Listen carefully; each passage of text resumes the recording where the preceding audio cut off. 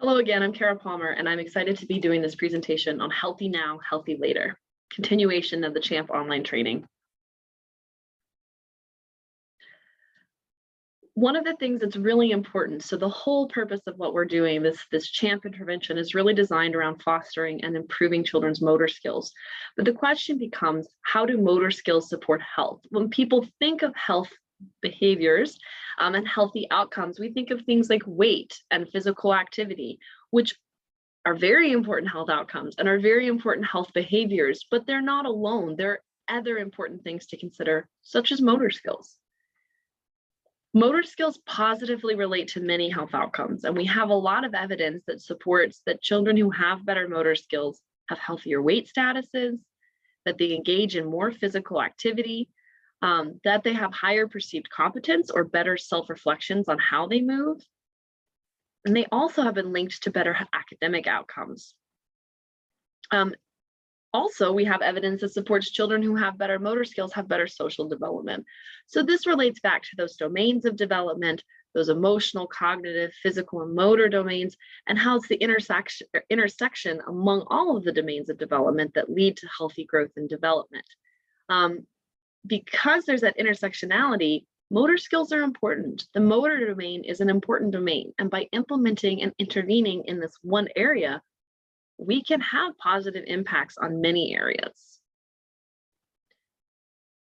We talk a lot about health trajectories. So in intervening in early childhood or in early childhood settings, we're trying to help children establish healthy trajectories or go on a positive trajectory of health.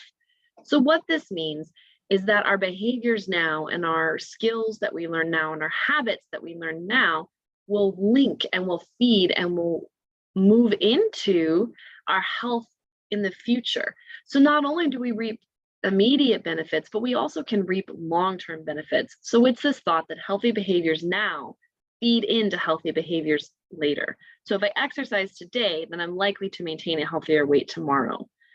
By teaching young children the skills to move now, they should be able to engage in more physical activity and have better health outcomes later in life. So there is some evidence that supports the relationship between our skills, so our knowledge in how to move our bodies, and our physical activity, how much we move our bodies, is a bidirectional reciprocal relationship. And in early childhood, so young children under the age of about 5 to 7, so below that, these children, while they engage in physical activity and explore movement, learn and gain skills. But later in life, it switches, and it switches so that children who have better skills then engage in more physical activity. And so these skills are a really crucial component of how do we help set up health trajectories. This is a really common model that we talk about a lot when we're talking about motor skills. And what we can see in this model is you can see here, we have 4 constructs in a bubble. The top construct is our perceived competence. How do we think about how we move? Moving counterclockwise, the bubble on the left, is our motor competence. How do we move? Are we able to move our bodies through space? Are we able to manipulate objects in space? The bottom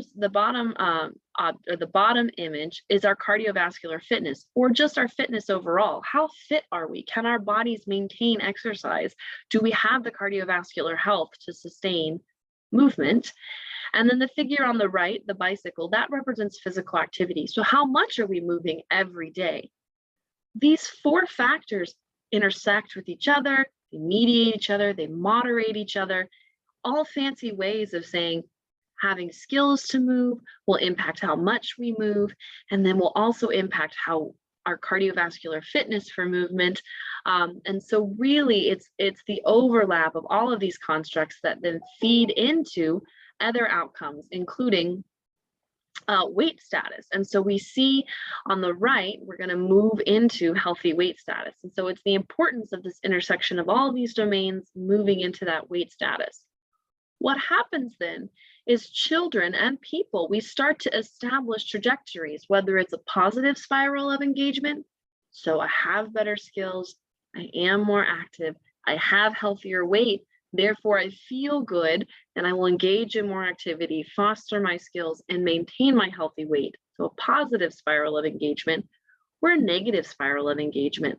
So I do not have the skills to move. I am not as active as I should be, and my weight is heavy, and therefore I engage in movement less, and it starts to spiral down.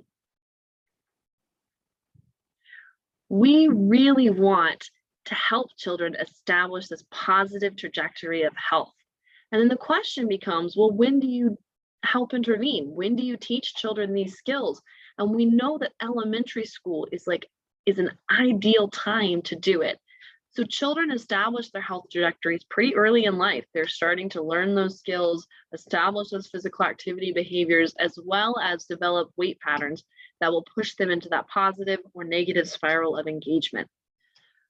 Based on the developmental timeline of motor skills and physical activity, and how this is a period right before motor skills start pushing physical activity, that makes early elementary school the ideal time to implement and to improve motor skills. That late preschool, early elementary age is such a critical window for when children should be learning these skills. Early elementary school, these children are learning fundamental motor skills. They are engaging in movement to learn skills. So they will explore movement, engage in movement to learn the skills. But shortly after early elementary years are over, then they're going to flip. And then they're only going to engage in skills or engage in physical activity when they have the skills. So it's a very crucial time for us to teach these skills to young children. Most children of this age enjoy movement. There's still an intrinsic enjoyment of movement. And lastly, so we want to capitalize on all of those things, and we want to help children begin to establish healthy trajectories very early in life. So I hope that gave you a good overview of health trajectories, what they are, how they work, those positive and negative spiral of engagements, and really the call to action in early elementary school.